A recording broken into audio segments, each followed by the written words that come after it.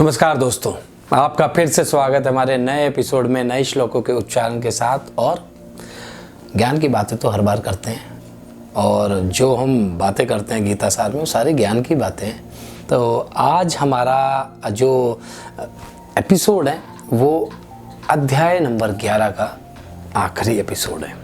आज हम संपूर्ण करने वाले हैं अध्याय नंबर 11। कई महीनों से कर रहे हैं हम ये चीज़ें और समय मिला नहीं मिला तो कोशिश ये रहती है कि अपने धर्म के विषय में बातें करें और एक और उपलब्धि हासिल करेंगे हम।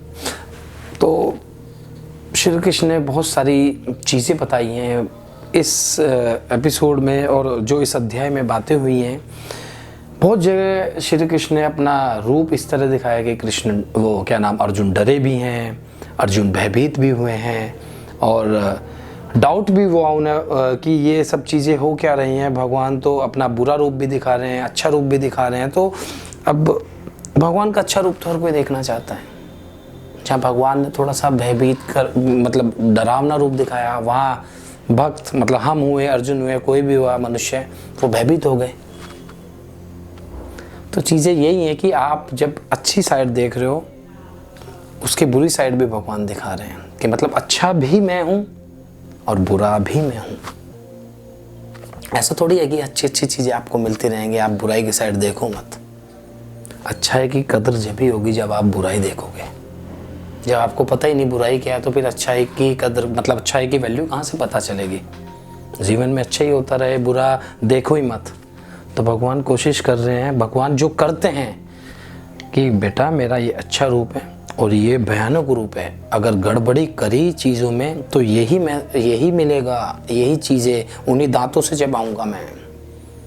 सब भाग भाग के मेरे इसी भयंकर भयभीत होने वाले रूप में मेरे अंदर समाएंगे, सबको खा जाऊंगा, ख़त्म कर दूंगा, प्रलय ला दूंगा। तो ये चीज़ें भगवान दिखा रहे हैं। तो अच्छी चीज़ आपको जब भी अच्छी लगेंगी जब आप इसकी वैल्यू समझोगे कि बुरा नहीं करना है। तो देखते हैं श्री कृष्ण जी क्या बताते हैं। लास्ट के 4 श्लोक बचे हैं इस अध्याय के और यहाँ कृष्ण जी ने अपना चतुर्भुज रूप दिखाया है। और चतुर्भुज रूप जो एक थोड़ा सा बिल्कुल ही इजीली अवेलेबल नहीं है। सब रूप दिख जाते हैं पर ये रूप बड़ा ही अलौकिक रूप है और बड़ा ही दुर्लभ वाला रूप है। तो इसके विषय में क्या कहते हैं श्री कृष्ण जी, चलते हैं श्लोकों के उच्चारण की ओर। तो बढ़ते हैं श्लोक नंबर 52 की ओर। सुदुदर्शमिदं रूपम दृष्टवानसि यन मम देवा अप्यस्य रूपस्य नित्यम दर्शन का अडक्षिण।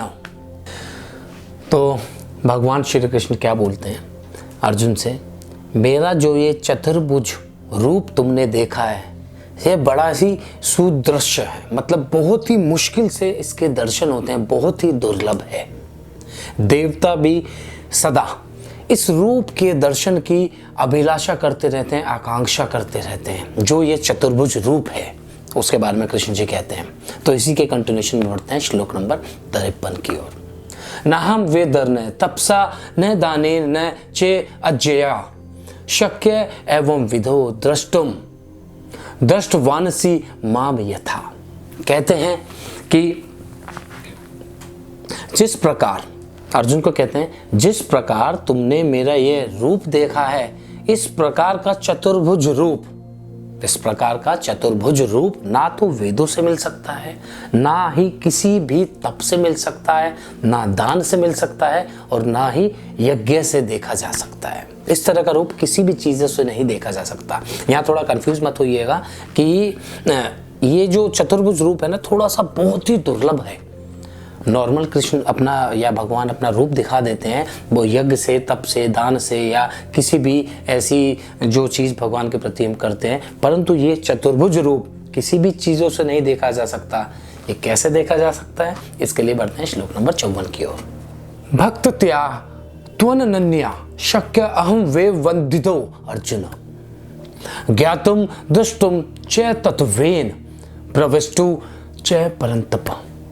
कहते हैं कि इससे पहले मैं बताया कि यह चतुर्भुज रूप किसी भी चीज़ों से नहीं देखा जा सकता। कैसे देखा जा सकता है? कह रहे हैं कि परंतु हे परंतप अर्जुन, अनन्य भक्ति के द्वारा कहते हैं ना, कंप्लीट डिवोशन के द्वारा इस प्रकार के चतुर्भुज रूप को, और जिसमें कि मैं आपको प्रत्यक्ष दिख रहा हूं, प्रत्यक्ष देखने के लिए इस परम तत्व को जानने के लिए आपको एकाकी भाव से लगना पड़ेगा। मतलब आपको एक ही भाव से एकाकी भाव होकर अनन्य भक्ति दिखानी पड़ेगी, तब जाकर यह रूप देखने के लिए आप सक्षम होंगे, तब जाकर आपको यह रूप देखने को मिलेगा।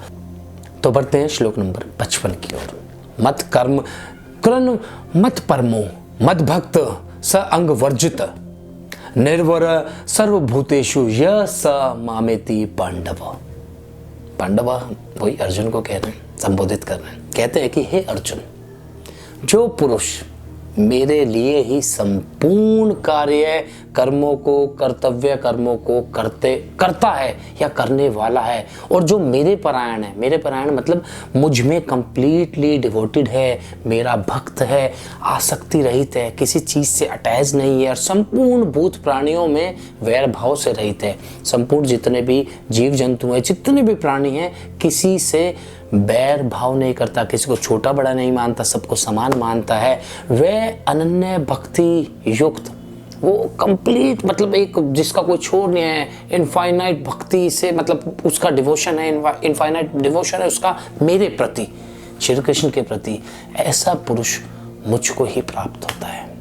बस क्या बोला, घूम फिर के सारी बातें कृष्ण जी ने ये कही हैं कि आप वेद पढ़ लो, कुछ भी पढ़ लो, सारी चीज़ें आपको दर्शन हो जाता है, परंतु ये चतुर्भुज वाला दर्शन तो अनन्य भक्ति से ही आपको प्राप्त होगा। आप जब ही देख पाएंगे जब आप मेरे प्रति अनन्य भाव से भक्ति करें। तो दोस्तों, आज हमारा अध्याय नंबर 11 संपूर्ण होता है। एक और हमने उपलब्धि हासिल की है, और एक चीज़ जाते जाते कहना चाहूँगा, मिलेंगे कल भी नए एपिसोड के साथ। आजकल हम ऑल्टरनेट डे एपिसोड डाल रहे हैं क्योंकि समय का अभाव है, थोड़ा सा मैं भी अपनी लाइफ में बिजी रहता हूँ, चीज़ें करता हूँ। ये मैंने एपिसोड फर्स्ट से ही मैं आपको बताता आ रहा हूँ कि आप अपना कर्म कीजिए। ज़रूरी नहीं कि आपको रोज़ ही एक प्रेशर लेके ना करा जाए। मेरा क्या उद्देश्य था कि मुझे भगवत गीता का सार, संपूर्ण सार लोगों तक पहुँचाना है। बहुत सारी भगवत गीता के सार चैनल हैं, मतलब लोग बताते हैं, परंतु मैं अपना कर्तव्य कर रहा हूँ। अब मैं सोचूं कि उसने बता दिया है, उसने बता दिया है, मैंने क्या बताया। तो मेरे से अगर 100 लोग भी जान पाए तो मैं उसमें भी अपने आप को भाग्यशाली महसूस करूँगा कि हाँ भाई, मैंने अपना कर्तव्य किया है। तो वही चीज़ें हम ऑल्टरनेट डाल रहे हैं, या 2-2 3-3 दिन का गैप भी होता है, परंतु कोशिश करते रहते हैं कि भगवान के वचन को आप तक पहुँचाया जाए, चीज़ें हमारे धर्म के विषय में लोगों को पता चले। पिछले 2-3 महीने में जब मेरे पास काफ़ी समय था तो मैंने ऑलमोस्ट एवरीडे वीडियो डाली। लोगों के जो मन में वहम थी या चीज़ें ऐसी थी कि जो नहीं पता थी अपने धर्म के विषय में, कुछ क्वेश्चंस थे, भगवान ऐसे क्यों, वैसे क्यों, शिवलिंग क्या है, वो क्या है, तो ये सब चीज़ें मैं क्लियर करता था। धर्म के प्रति जो भ्रांतियाँ भी फैली हुई थी वो मैंने कोशिश करी।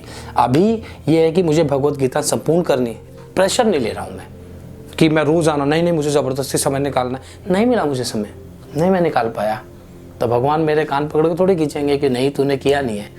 अब मैं तो चाहता हूँ कान पकड़ के खींचे, इस बहाने भगवान तो छुएंगे मुझे, भगवान मिलेंगे। तो यही चीज़ मैं आपको कहना चाह रहा हूँ कि प्रेशर मत लो, चीज़ें ऐसा ना करो कि नहीं मुझे करनी है। दिल से करो। 3 दिन में समय मिले, 4 दिन में मिले, परंतु कोशिश करो। मैं वीडियो पे व्यूज़ देखता हूँ कि बहुत लोग देखते हैं, बहुत लोग नहीं देखते, कोई फ़र्क नहीं पड़ता। अगर 10 लोग भी देख रहे हैं, मेरा काम हो रहा है। ऊपर वाले की जो वचन है ना, वो पहुँच रहे हैं।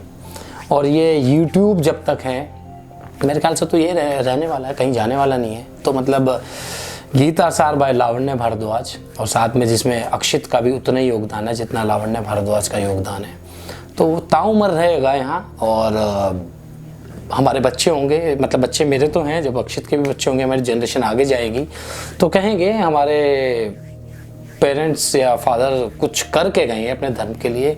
और कहते हैं कि एक अपने धर्म के लिए आपने एक चीज़ कर दी मरने से पहले, बहुत बड़ी चीज़ होती है जो हम कर रहे हैं।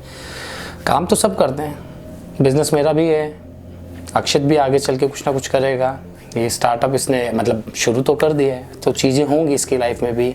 मैं भी पैसा कमा रहा हूँ, ये भी कमाएगा, चीज़ें होती रहेंगी। पर धर्म के लिए क्या किया और लोगों ने?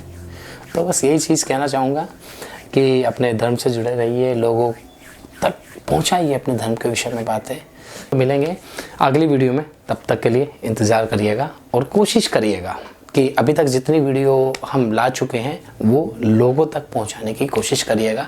तो जैसे हम धर्म के विषय में अपनी कोशिश कर रहे हैं लोगों तक पहुंचाने की, और आप भी इसी तरह कोशिश करिए। हो सकता है ऊपर वाला देख रहा हो कि आप कितनी मेहनत कर रहे हैं। चलते हैं, मिलते हैं कल की वीडियो में, तब तक के लिए राधे राधे।